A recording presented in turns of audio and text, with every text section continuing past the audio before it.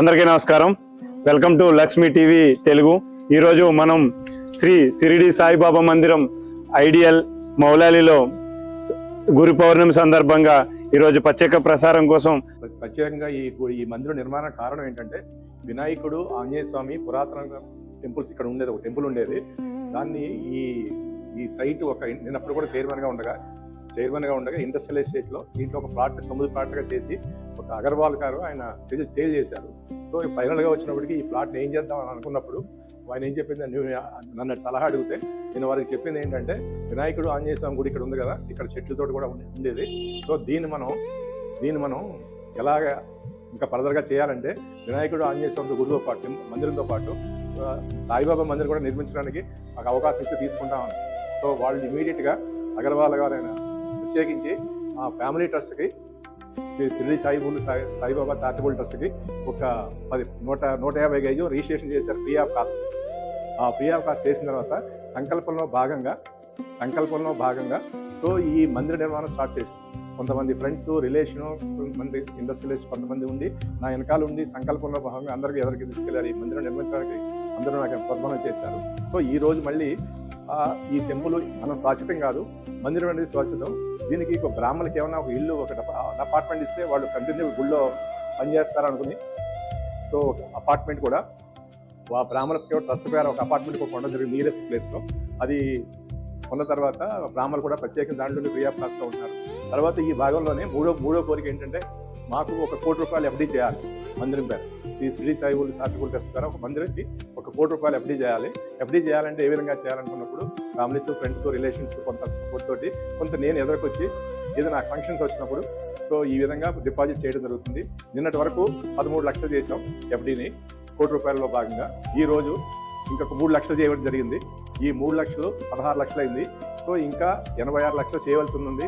ఆ సంకల్పంలో భాగంగా ఆ దేవుడే మమ్మల్ని కనుకరించి ఎదురు తీసుకెళ్తారని ఆశీర్వదించాలి.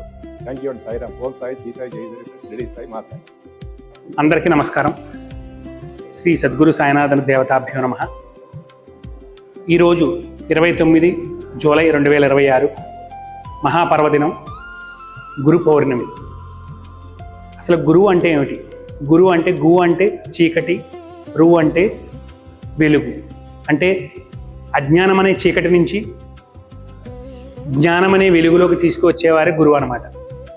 అసలు గురు పౌర్ణమి అనేది బౌద్ధ మతం నుంచి వచ్చింది. ఇది జైన మతం అన్నమాట. దీని నుంచి క్రమక్రమేగా మనకి హిందూ మతంగా హిందువులు ఆరాధించడం మొదలుపెట్టారు. దీన్నే వ్యాస పూర్ణిమ అని కూడా అంటారు. అంటే వ్యాసుడు గురువులకే గురువు.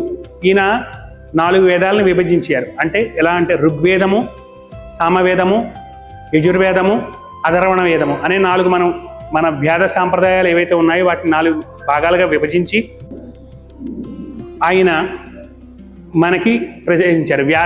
వ్యాసుడు అనే గుర్తుకు రాగానే మనకి గుర్తొచ్చేది ఏమిటి అంటే మహాభారతాన్ని సాక్షాత్తు విఘ్నేశ్వరుల వారిచే, అంటే వ్యాసుడు చెబుతుంటే విఘ్నేశ్వరుడు ఏకదంతంతో రాసిన ఆ మహానుభావుడు జన్మదినం ఈరోజు. ఇలా మనకి ఈ వ్యాస పూర్ణిమనే గురు పౌర్ణమిగా మనం చేసుకోవడం ఆనాదిగా వస్తోంది. రచయిత అయిన వ్యాస మహర్షి ఈరోజు ప్రాముఖ్యతను పరోక్షంగా నొక్కి చెప్పిన కాలంలోనే ఈ రోజున గురువును గౌరవించే లేదా పూజించే కార్యక్రమాలు ప్రారంభమయ్యాయి. 1908లో ఒకసారి తాత్యా సాహెబ్ ఉన్వల్కర్ షిరిడీకి వచ్చి చావడిలో బస చేశారు. ఒకరోజు సాయిబాబా మాధవరావుతో ఆ స్తంభాన్ని పూజించమని తనకు చెప్పమన్నారు. బాబా చూపించిన స్తంభం దుని దగ్గర ఉండేది. బాబా దానిపై వాలి ఉండేవారు. మసీదులో కనీసం ఆ స్తంభాన్నైనా పూజించే అవకాశం దొరికినందుకు ఆ రోజు అతను ఎంతో సంతోషించాడు. అప్పుడు మాధవరావు దేశోపాండే మసీదులోకి వెళ్ళారు. నోల్కర్తో పాటు అదే స్తంభాన్ని పూజించమని సాయిబాబా అతనికి చెప్పారు. కానీ మాధవరావు నిరాకరించి బదులుగా తానే స్వయంగా సాయిబాబాను పూజించడానికి అనుమతించమని అభ్యర్థించారు. చివరకు బాబా అనుమతిచ్చారు. ఈ పూజ గురించి దాదాసాహెబ్ కేల్కర్కు తెలియదు.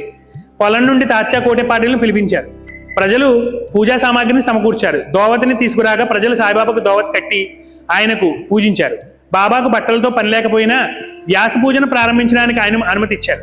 ఈ విధంగా బాబా కాలంలో ప్రారంభమైన ఈ పూజ ఇప్పుడు 5 రోజుల పాటు జరిగే పండుగ రూపం తీసుకుంది. ఇది ఎలా అంటే షిరిడీలో ఈ రోజు మొదలుకొని ఒక 5 రోజులు దీన్ని మహా పండుగగా అక్కడ నిర్వహిస్తారు.